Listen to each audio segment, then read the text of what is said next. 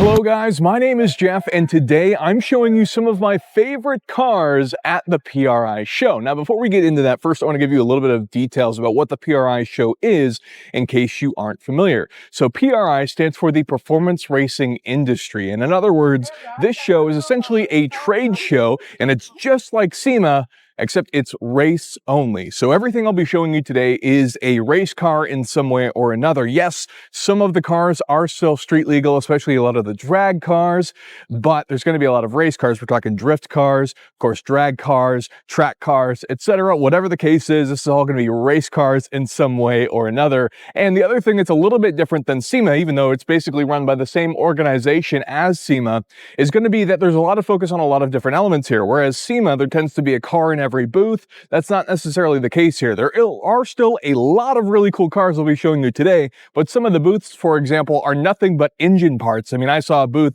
that was nothing but wastegates, nothing but piston heads, so stuff like that. But let's get into it. This beautiful Foxbody Mustang makes 1,500 horsepower, courtesy of a twin-turbo 427 setup in here, built by Bipolar and Vibrant. Of course, lots of Vibrant components on this car. Taking a look at the side here, look at the cool wheel setup. This is kind of what I believe is a sort of street strip setup. I love the aerodynamic mirrors on the car. Taking a look at the interior, full carbon fiber Recaro bucket seats. And you can see here this car is running a sequential transmission, but it's shifted through the paddle shifters on the steering wheel rather than running everything in the center. Haltech is the engine management system, it looks like. Still the buttons integrated in the middle, very cool. And then we're actually running bead locks on the back for the Foxbody Mustang. I love the green that this thing is finished in. The just build quality, the color scheme, this is a cool car. So this is a car that I have wanted to see for so long in person, and it has just managed to avoid me every time I've tried to see it. This is the NASCAR Le Mans Garage 56 car, which is obviously based on a Chevrolet Camaro ZL1. This car was campaigned by Hendrick Motorsports, and this car did in fact go to race in the 2023 24 Hours of Le Mans. And as you see here, this car has not been washed since it was raced. So all of this dirt and grime was imported into France where this car was brought back. And this thing is legendary, but they had to upgrade it and modify it for a lot of the changes before it went overseas, and that starts right here up front. As you may have noticed, there's lots of aero here. That is not something that you will find on a regular NASCAR. I mean, look, it has headlights now. That's not something race cars usually need, right? You have these canards on the side for better aero and downforce. When you're competing in a 24-hour race like Le Mans, you need headlights. The other thing is we still obviously have that 358 small block, cubic inch small block under the hood here, which I believe can put out about 800 horsepower trim. I don't know exactly what they did for here. I believe the car is a bit lighter as well for endurance racing. This car has to have all sorts of changes to try and keep up with the GT cars. Notice all sorts of aero formations which have changed. Everything here still looks like the same wheels and brakes setup that would have been in existence for a lot of NASCARs. The brakes have likely been changed as well to be a bit more heavy duty for the endurance racing. Side exit exhaust, obviously maybe a bit of rubbing here. And this car, the cool thing about this race, not to mention the drivers, Jimmy Johnson, ex-NASCAR driver, and Jenson Button, Formula One championship. We have, of course, some more aero in the rear. This car went over 2,400 miles while racing at Le Mans, and then it raced for about 20 hours before eventually it had some issues with the drive shaft and had to go into the garage to be repaired for an hour. But up until that moment, this car was setting lap times that were faster than some of the GT cars that were racing at Le Mans, which is ludicrous. That is insane to think about. And I love the way that this thing looks. They even, Hendrick Motorsports did a limited run of street cars that you could get that came with a graphics package inspired by this car, which ran at Le Mans. And the other thing is, you know, I think a lot of the Europeans love this car, mostly because of the sound, and just seeing it on the track was such a unique experience, just as much as we in the United States love to see this car over at Le Mans. I mean, this thing was considerably taller. For example, you can see this 911 over here, and this thing is quite a bit taller than the 911. So imagine race cars now sucked on the ground and how tall this thing looked next to them. Incredibly cool. If you haven't seen this car, go look up the highlights of it racing at Le Mans. Absolutely incredible. So this is the Dallara EXP. What you're looking at here is essentially a track-only version of the Dallara Stradale, which is supposed to be a street car that is unfortunately only offered in Europe. It's not offered here in the States because it hasn't been homologated, crash tested, emission, safety, all that type of stuff. But still incredibly cool to see that there is a form that you can get here in the States. And depending on what state you live in, you can probably even get this homologated or street legal or registered with a state-assigned VIN. Anyways, moving on to the details, this car is $366,000 as equipped. And yes, that is expensive, but let's talk about the details. I mean, this thing features a full carbon fiber monocoque. The entire car weighs less than 2,000 pounds. Here in the back, we have a turbocharged 2.3-liter EcoBoost engine, which is essentially the Ford Focus RS motor, good now for 500 horsepower. So yes, 500 horsepower, less than 2,000 pounds. This thing will seriously move. But also, you may have noticed all of this aero work on the car. We're talking 28 pounds of downforce here, sequential transmission. Obviously, the interior is all race car here and stuff. You can see all the functional vents, center lock wheels, and I think the car is just generally a really attractive car. Brembo disc brakes, and as we move around to the rear here, I love the way that this thing looks. It's an incredibly cool car. Obviously, you can buy this one in the US, no problem. Getting the street car here is another thing, but this is a good in-between as a cool track-focused alternative to some of the other cars that exist as track toys. So here's an example of one of the really crazy engine sides of things, right? So obviously, you could buy regular crate motors, and even the big OEMs will actually sell you a regular crate motor from them, but then you have stuff like this that takes it to the next level. So this is a custom billet block from Freedom Racing engines, and with this massive turbo here on the side, this thing's reportedly capable of over 3,000 horsepower. See, well, we have our regular blocks that can be either aluminum or even an iron block. Here, once you get into a really crazy output, you start looking at billet blocks, and this is where the real power is made. Even the scavenge and everything that gets added, these motors are just entirely different from anything that you'll find in a street car, for example, but perfect for here at the Performance Racing Industry Show. So this is the Vipervette, essentially an off-road C6 Corvette, which was made to jump a loading dock by these guys here that build all this equipment here. Now check this thing out. Obviously, we've got this front dash bar with lights, custom width here because now we have a 2-inch wider track, custom rotoform wheels that look excellent in these off-road tires. More importantly, the entire Vette's actually been lifted 4 inches and now features 8 inches of suspension travel with external reservoirs. It's an earlier C6, so under the hood is an LS2 6-liter V8, but it's been upgraded with a cam and some other parts now to make a little bit more horsepower, the original 430 rating.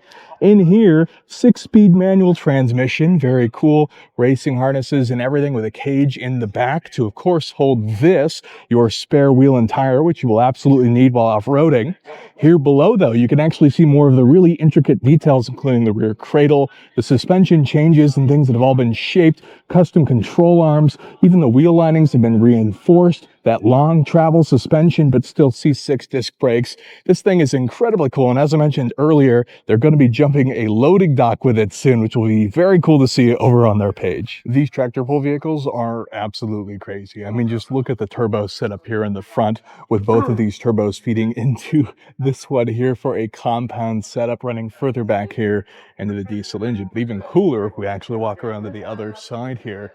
Look at all this work here to actually run all of the plumbing for the engine, all the billet components here, because obviously these things have to make thousands upon thousands of horsepower and torque to be able to propel themselves forward, massive wheels and tires, and in the rear is where they can set up so they can tow their rig or pull for the thousands of tons that they have to pull in these races. So check this thing out. We've got a full-on race semi here, and it's called the Beast. So it's a Peterbilt pickup truck, and you can see a lot of the details here, including the world speed records, over 3,000 horsepower, which is crazy to me because usually in these types of builds, obviously these trucks make infinitely more torque than they do horsepower, and then lots of other details, including the nitrous and a 13,000-pound truck. Now let's take a look. Connecting rods for headlights here in the front.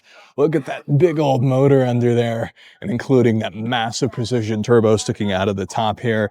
Shocks and leaf springs here in the front. Taking a look at the interior here. Lots of fast diesel fuel injection systems. I mean, look at that. That's a pretty serious cage in addition to a bucket seat. And then a back, we've got all sorts of additional oil and cooling underneath. Good Lord. And then even slicks in the back. That is absolutely crazy. So check out this Ram. This thing makes 1,770 horsepower at the wheels.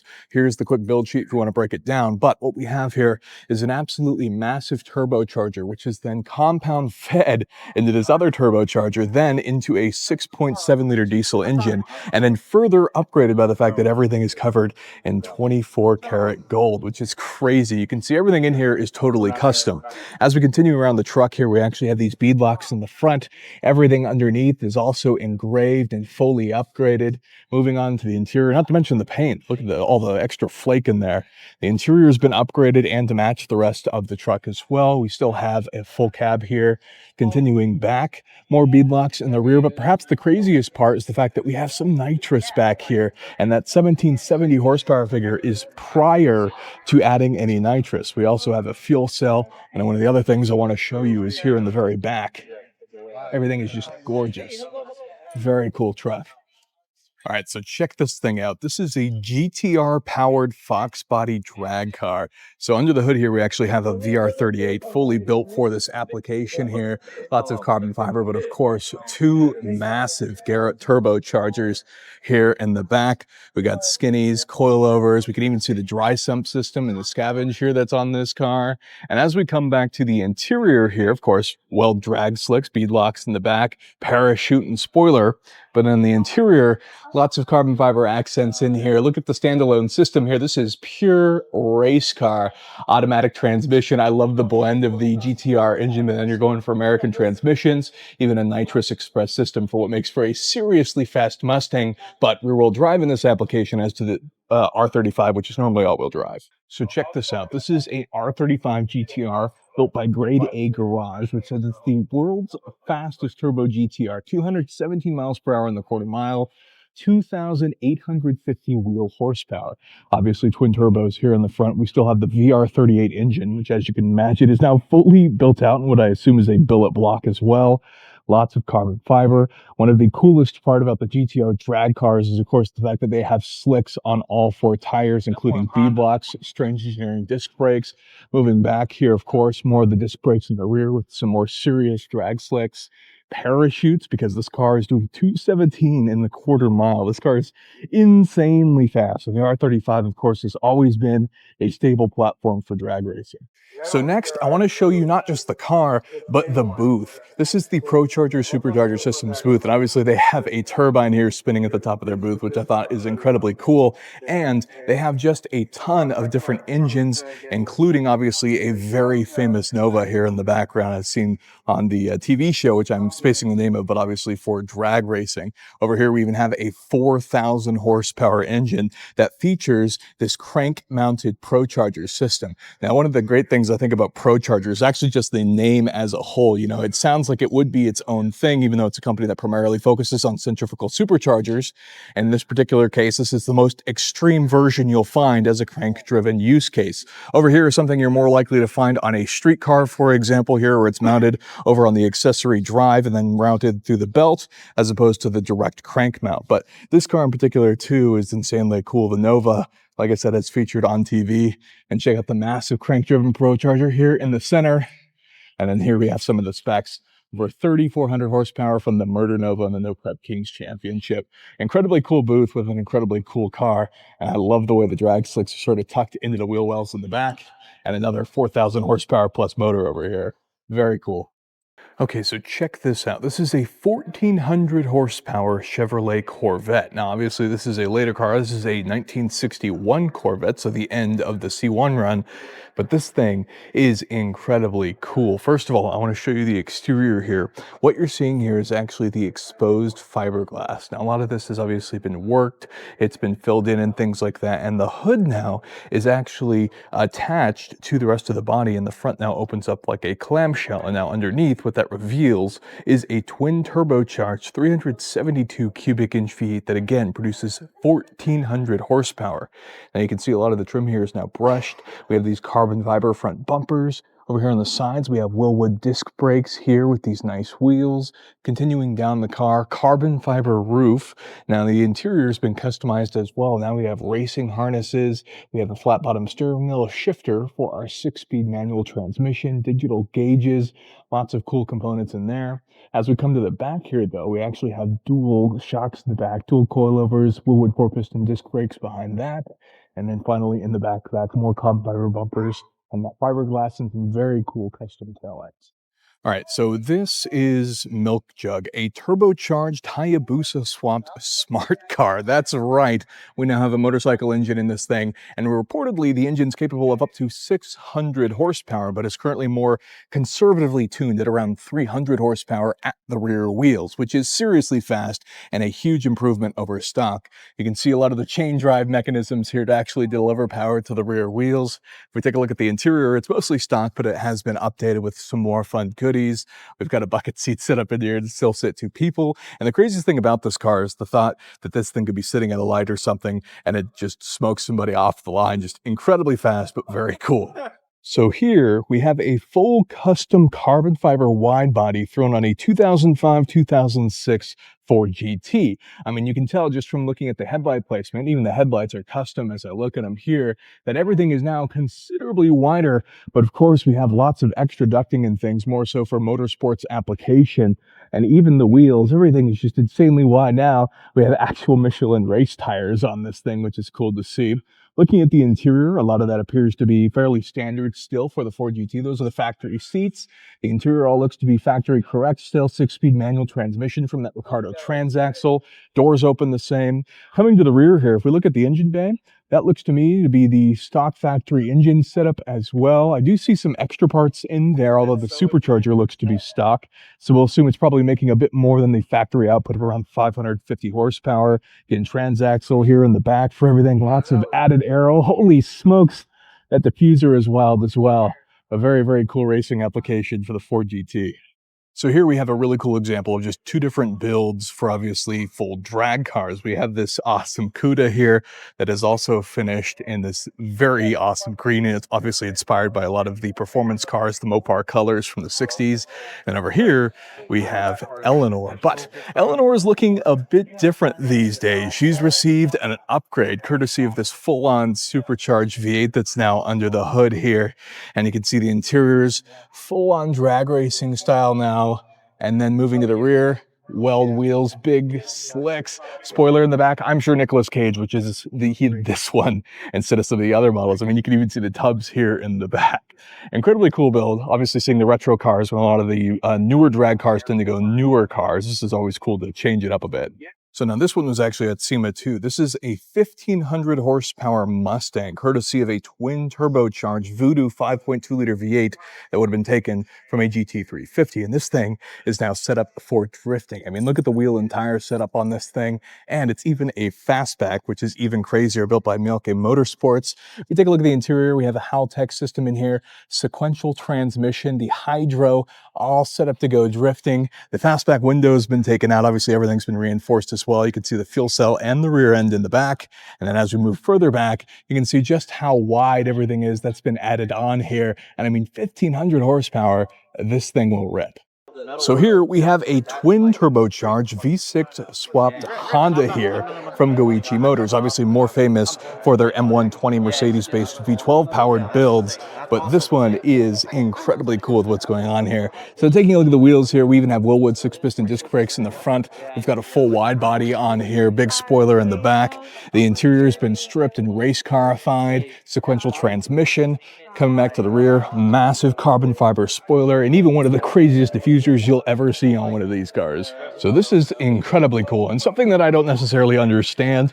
Here's the build card here, and as you can see here, the most important part, hydrogen powered, and it's going to be coming up for sale here. So what's cool is under the hood, everything looks pretty standard, right? A Gen 3 Hemi, currently supercharged with an Elbrock supercharger kit, even air conditioning, all that pretty standard, right? Again, with the wheels, just the general appearance of the car. But then the real surprises actually come as you come around to the rear of the car, which now features a big hydrogen tank, which is a little bit unusual, right? I mean, when we think of hot rods, obviously there are hydrogen cars that exist, but this is a new, different take and potentially a future for what we might see a lot of the cars head in, and incredibly cool, even though you do lose some of your trunk space. Now check this out. This is a diesel-powered Cadillac ATS drag car. Turbo front and center there. This is a 6.8-liter Cummins, and everything has been completely set up. Jared Ring's car. You can see the interior too, fully race card. And I mean, just look at the nitrous sitting over there in the back. Of course, bead locks in the back. Everything is full race car here, of course, to be as light as possible. Aerodynamic with the rear spoiler and even parachutes, because you're running some seriously fast times with this car. So this is the ABB NASCAR prototype, and the prototype part is because this is actually an EV, but it is essentially a modified version of the next-gen chassis and features 3 electric motors, 2 on the rear, 1 on the front, so it's also all-wheel drive, which is a pretty significant change, obviously, other than the styling and general shape. If you take a look at the wheels, for example, these are the 18-inch BBS forged wheels, center locks, just like you'd find on a next-gen NASCAR, AP Racing brakes. Everything body-wise looks similar, obviously no side exit exhaust because it's an EV now. Moving on to the interior here, full carbon fiber and everything as well. A lot of the regular safety harnesses. And it's really interesting seeing a lot of the changes. And obviously as a prototype, if these were to make it to production to make a full race series, I imagine there'd be some changes and some differences that you might see. But this is a cool example of maybe how you could play with some of the stuff that's already in existence from a lot of the NASCAR racing series already out there. All right, so this isn't a car, but something cool I figured I'd share. Now we're at the PRI Sim Racing Arena, and I think this is pretty critical because I think sim racing's importance in motorsports and just with enthusiasts as a whole has actually only increased with time. I mean, look at this. This is a professional competition for the GT World Challenge that we've got going on, but also lots of vendors that are here debuting new products and also highlighting their simulators. And the reason this is so critical is while there's some folks who started in sim racing and have since made the switch to actually start driving real cars in addition to sim racing, regular drivers who took the traditional path, driving in go-karts and switching to motorsport, also use sim racing as a way to practice. Now, obviously, there's some things that don't translate between a real car and sim racing, but one of the things you can do is practice and track memorization and even get a rough idea of how a lot of the car handling is going to feel. Now, some of the extreme cars, simulators and stuff like that have all the motion stuff, try to simulate some of it, but you'll really never be able to simulate all the G-forces and things of that nature, but still really cool. And it definitely has a place, and the industry's really only expanded and become more popular with time. All right, again, not a car, but something I figured I'd share nonetheless. Now we're out actually in the Lucas Oil Stadium, which is the Colts, Indianapolis Colts football team stadium. And what you have out here is lots and lots of trailers, which might seem a little bit unusual until you think about the fact that race cars are technically not street legal. Your logistics, parts, support teams, all of that stuff is super critical. And so you have a lot of crazy race trailers here. Now, while some of them are in the more affordable grassroots range, some are, of course, insanely expensive and are borderline something that you would see used for a NASCAR team. Like if something like this, you're probably talking somewhere in the neighborhood of $1 million or more for some of these. I mean, look, you can literally store the cars above. That is NASCAR type stuff, levels of performance race teams. Same with that one. But again, some grassroots stuff here. It all depends. You know, there's lots of different budgets. At $100,000, we're talking about one of the more reasonable ones, which yes, is still very, very expensive, but obviously a lot of different varieties for what it takes to run in motorsports. There's always the joke when it comes to motorsports, how do you make a small fortune? Well, you start with a big fortune. So motorsports is expensive. There's no secret there, but it's another cool element that we don't really think about always when we think about race cars. But nonetheless, you can find it here at PRI. All right, so next we have a sort of whole field of vehicles here, but first let's start with this crazy thing. This is cross-threaded, and what you have here is a tractor pull vehicle that has 540 cubic inch V8s. That's right. You can see 1, 2, 3, 4, 5 motors there, which is just crazy to think about, not to mention its ability to tow tons of pounds. I mean, this thing is rated for about 15,000 horsepower and 12,500 pound-feet of torque. I don't even know how they managed to use all the reducers and everything to combine everything to just power a singular set of rear wheels, but insanely cool to look at nonetheless. Moving on here, we have a variety of custom vehicles. Maybe we should start with this guy here, which is a real Reynard Champ Indy car, but it's since been swapped with what I believe is an LT2 Corvette V8 with a set of twin turbos. Not currently running yet, but the goal is 1,200 horsepower. And as you can see here from looking at it, everything is still very much that of the Indy car. I mean, we even have the carbon fiber brake ducts and everything, sequential transmission there in the back. This thing is gonna fly once all said and done. Incredibly cool. You know, obviously we hear about making some race cars street legal and driving them in different purposes, but this is a whole new level of crazy. Over here, we got a Ford Falcon. This is particularly cool too. We've got a really big rig, 1,000 horsepower, 3,000 pound-feet of torque, and this thing actually does a lot of short track racing with up to 15 other trucks on track at the same time, which is incredibly cool to think about in terms of overall racing series. The idea of these semis going toe-to-toe, there's even some footage here of them going at it, fully reinforced and racing side by side, sometimes 2 or even 3 times wide, which is crazy cool. Over here, we've got another tractor puller that actually has the full sled behind it as well, with the weights that can actually adjust and change. This one based on what appears to be a Colorado, which is cool. You got the sled and everything. Coming over here, Firebirds, some cool builds.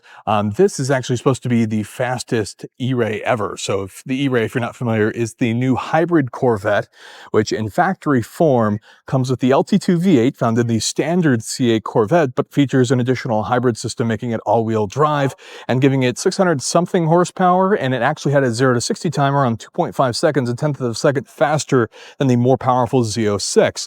But now this one, courtesy of a cool kit here, is now twin turbocharged. So still that LT2 V8 under there, mid-mounted, but now with a twin turbocharger setup while still having the benefits of a hybrid system in the front. So the motor mounted on the front axle, which I believe by itself is 160 horsepower, and it delivers power to the front wheels. So it's all-wheel drive, helps with the launches.